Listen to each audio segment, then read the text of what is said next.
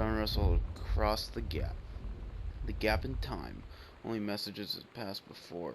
But now, man, they needed him, now more than ever. Changing the past was no longer good enough. The instructions from the council had been clear. What to procure, what to construct from it, how to assemble it. So he made the machine, how to transport him bodily across time. And now he stood there on the bridge of the starship Archimedes, command of the vessel, because only he, who had saved the president's life twice before, could helm the naive crew to their destiny, the fate of the galaxy. Alright, so whoever's writing all this stuff is really into something with this JFK assassination thing. Holy crap. What do we have in here? Grab through binder. I mean, there's stuff in it, but...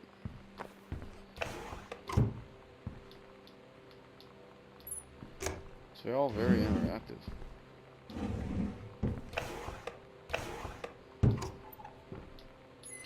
Can I really not grab anything in here? Mercury Books. Grab bottle. Nice Irish whiskey. Somebody was having a nice time. Enter combination. I don't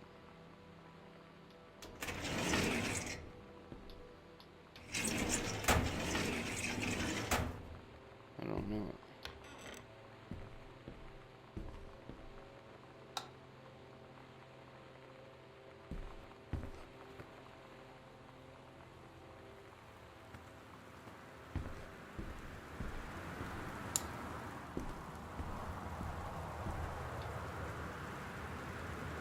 Sarah Holst, not gathering moss.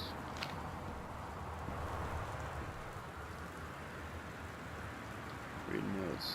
The accidental, the unreliable, the year on the mountain, come down from the mountain, the accidental prophet, the accidental prophet. I think he's trying to think of the names for his books.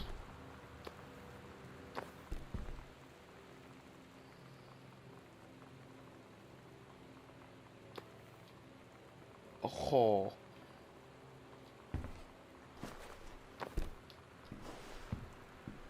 Yo. Oh.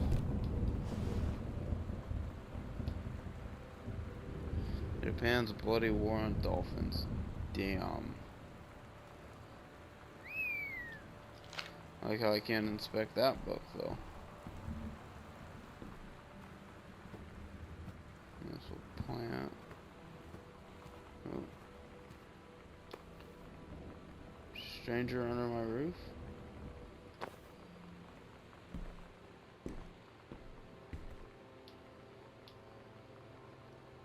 November 1st, 1994.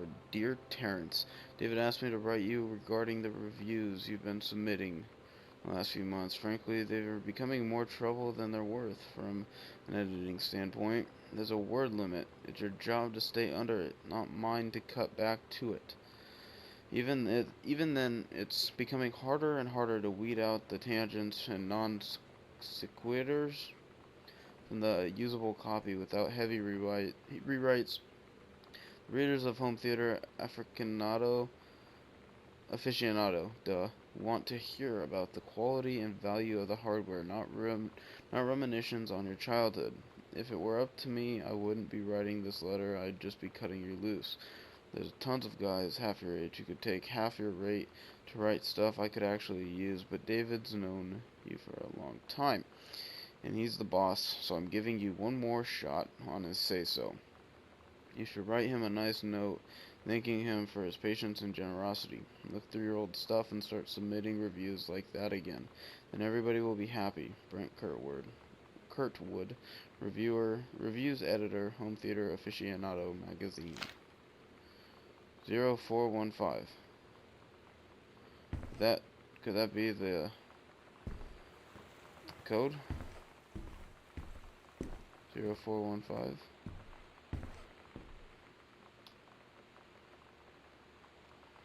0415.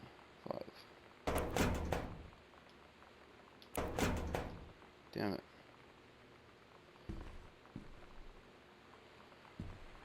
Okay. I will get into you.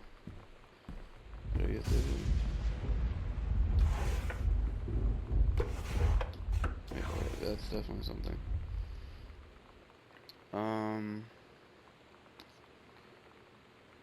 Transfection. Wiring in house is technically up to safety. However, multiple layers of wiring have been added into the structure over the past 100 years. System is frequently unpredictable. Lights blink out for no clear reason. Pressure on floorboards and door frames disrupts circuits wired directly behind this. Okay.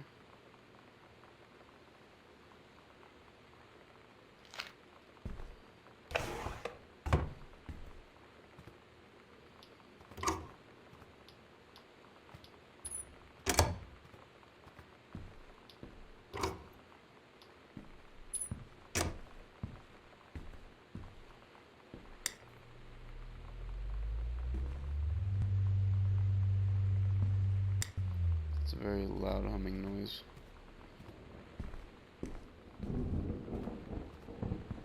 Okay.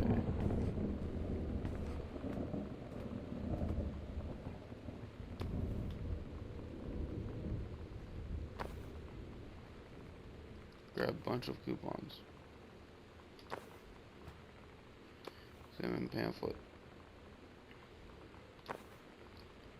Cool.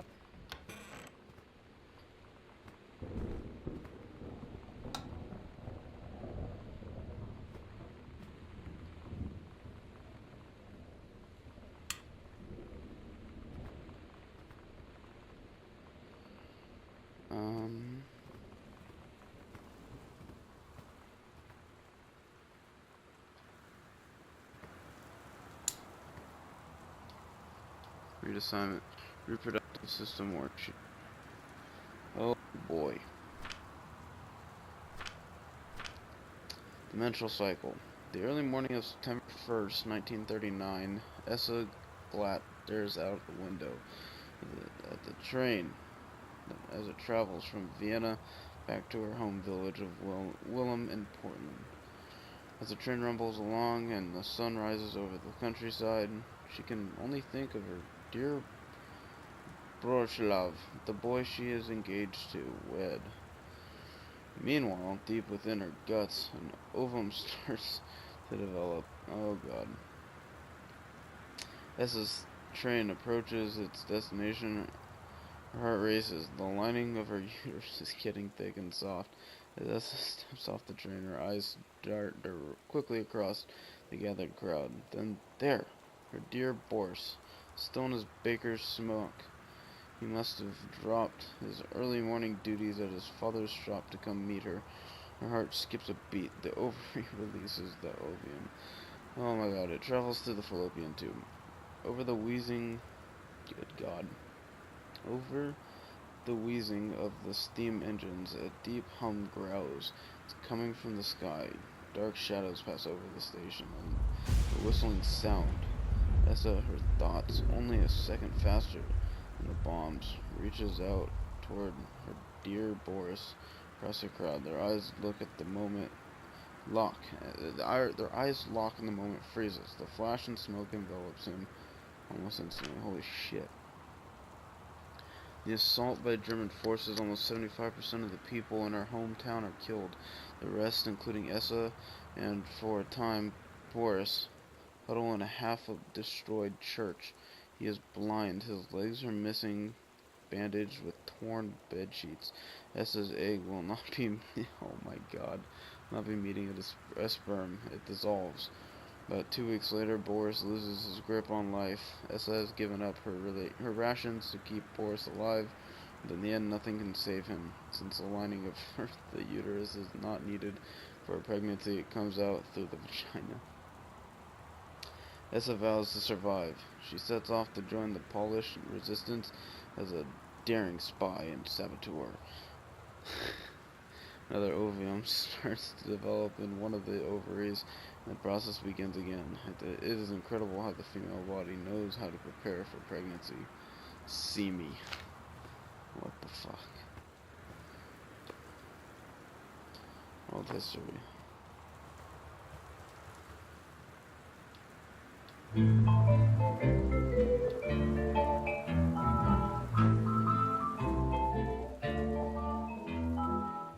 Somehow I always knew that someday we'd be through. Read letter.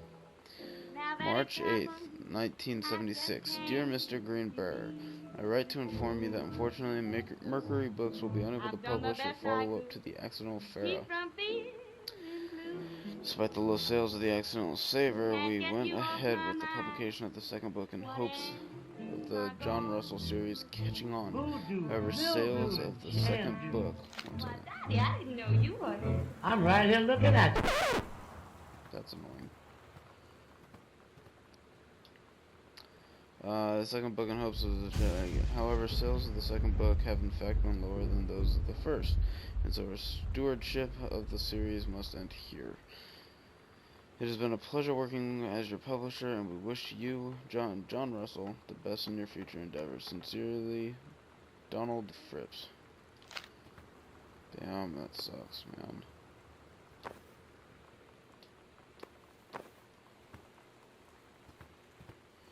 So they didn't take his book.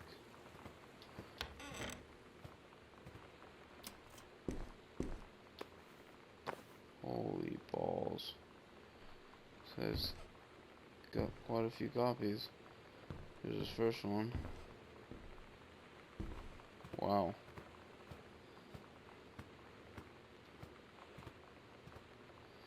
What's behind the door?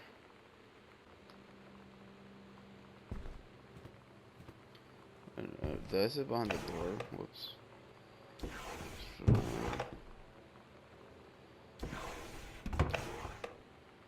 Read note. Hi Lonnie. So if you wanted to come over to my house still this afternoon, that would be cool. I can drive. It's kind of far, but I can drive you home too, so hopefully that's fine. Right back and leave this in my locker if you still want to. We can meet in the parking lot after 6th. Samantha. Yeah, I am totally in. See you there, then I'm gonna kick your butt. Get ready. Okay, that's a pretty cool drawing. Oh, here we go. So you know what they say about the best laid plans of mice and men? Yeah, turns out it applies to Street Fighter too. At least I worked up the courage to walk into the 7-Eleven and ask for a turn, but all that practice at home did not exactly translate in the wild. So after I was finished getting my butt kicked, I followed them outside while they smoked. And that was when she asked me if I was that psycho house girl. But then she said she's always really wanted to see the psycho house. Her name is Lonnie. She's coming over tomorrow.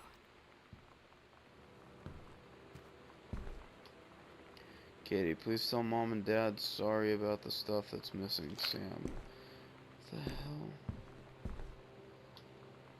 Katie, please, whatever you found, don't tell Mom and Dad. The attic. It's a locked door. What the hell's in the attic?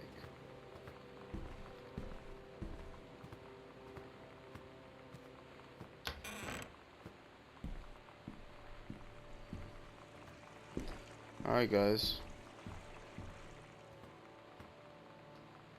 Up we go.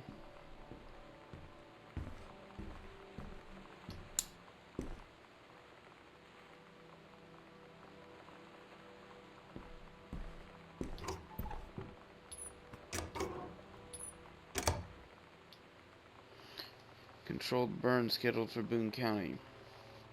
Boone County. Plumes of smoke will rise above the northeastern region of Boone County over the better part of next week as part of a Forestry Service run controlled burn of overgrown sections of the Flintlock National Forest.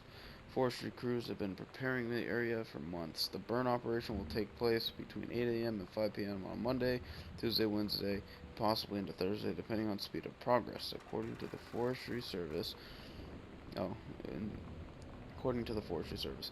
In addition, removing dead and overgrown vegetation that can lead to wildfires in drier months, the operation will serve as a valuable training tool for the forestry and firefighting personnel involved, and said senior conservatist Janice Greenbrier. Smoke will likely linger in the area, though, through the weekend. Sorry, man, it's kind of hard to read when you hear creaks and stuff like that.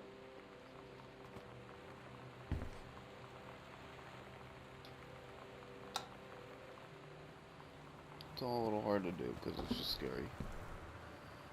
Examine form. Notice of temporary personnel transfer. Respondent to aid in the upcoming prescribed burn operation. A ranger with expertise procedures being transferred to the station at Flintlock National Forest. Effective September 2nd, 94. Please see attached personnel file. The overseeing officer at Flintlock Station, senior conservatist Janice Greenbrier, is charged with the supervision of transferred personnel. The duration of the transfer will be based upon performance evaluation as well as the recommendation of the overseeing officer. Signed, Bruce Pendleton. Comb. Weekly calendar. Yeah, that's a lot of scribbles.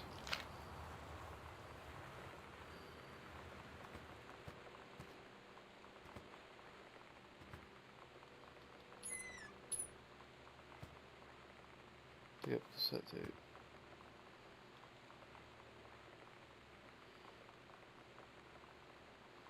For Sam. It's an empty cassette tape. Hanging out with It's weird girls. hanging out with girls. Daniel was around ever since I was little, and other girls? I don't know. But being around Lonnie is like instantly just right. I gave her the grand Psycho House tour and took my revenge on Super Nintendo. And it was like, I don't know, I finally found someone I feel normal around. I drove her home and she gave me this tape and said, "You have got to listen to this." I haven't stopped playing it since.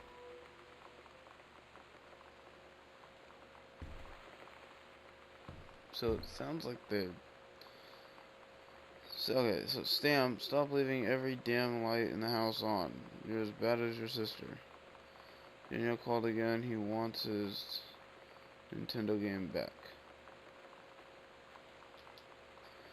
To whom it may concern, I, Samantha Greenbrier, am 17 years old, and am therefore an independent, fully functional human being. The fact that you still forbid me from going into the city on my own is frankly absurd. Compare with Katie, who is only 3 years older than me, and yet you allowed her to go all the way across an ocean to another continent on her own. I just want to spend an evening in a normal, totally safe,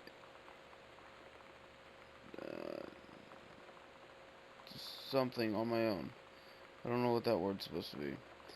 Like a human being. And since you may also remember that I have my own car now, you can't really stop me. Warmest regards, your daughter, Samantha. So it could be a love story here. Caution, radiation area, keep out.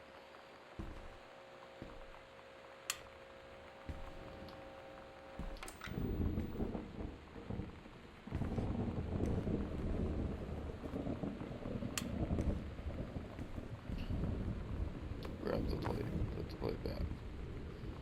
Read brochure.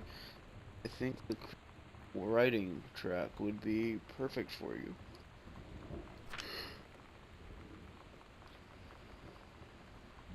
Three students from each track will be offered a full scholarship. Wow. Binder, put it back. Sakyo.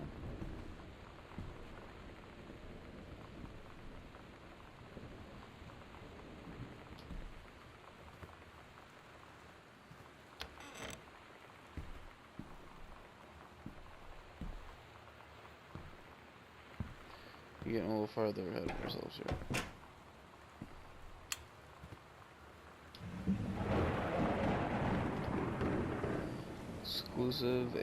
exclusive aids in Africa.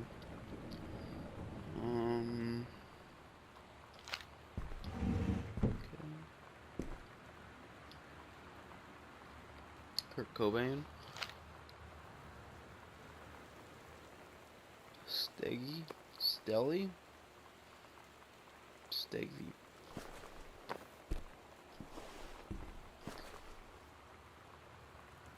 Brochure.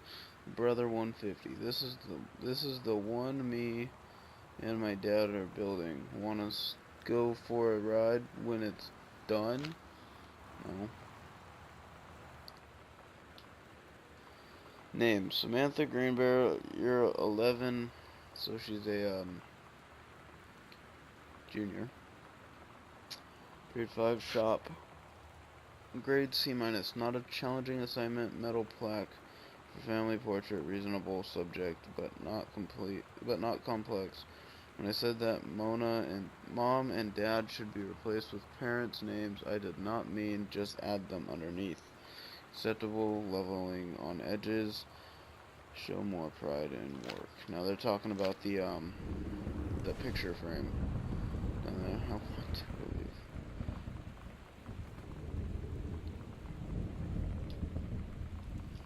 Oh boy, there's another combo. Scrutinize. What the fuck? Stare.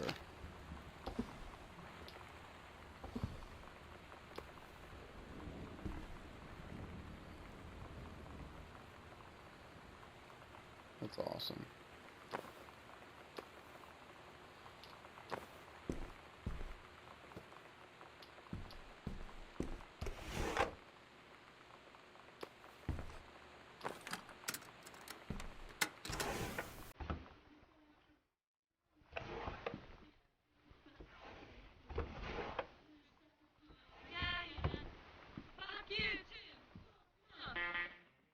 Whoa. Alright.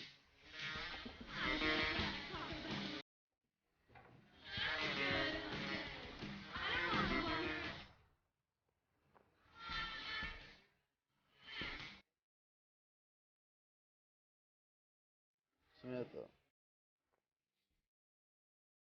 Man, Sam has this. Oh.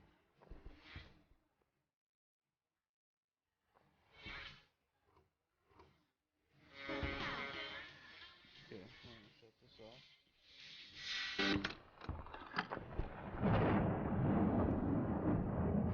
I gotta read this. The King's Labyrinth. Oh god. Captain Allegra, still under flowing God, my bad. I'm sorry, I'm tired. Still in her flowing skirt and sturdy jerkin, thread. Descended the single shining thread into the lower cavern of the labyrinth. She and the first mate, on their own now, grew closer to their goal, the throne room of the dead immortal king of the island. The first mate slid down the line onto the stone floor. She swept chalky bone dust from the front of her canvas trousers and looked up at Allegra. The silken thread, nigh unbreakable thanks to the enchanted moths that inhabited the island, trailed behind, leading their way back to the entrance. From further into the labyrinth, a moaning began to echo. The moaning grew louder and clearer. It turned into words from some ancient language they could not understand. The king's cursed voice. The hairs on Captain Allegra's arms stood on end.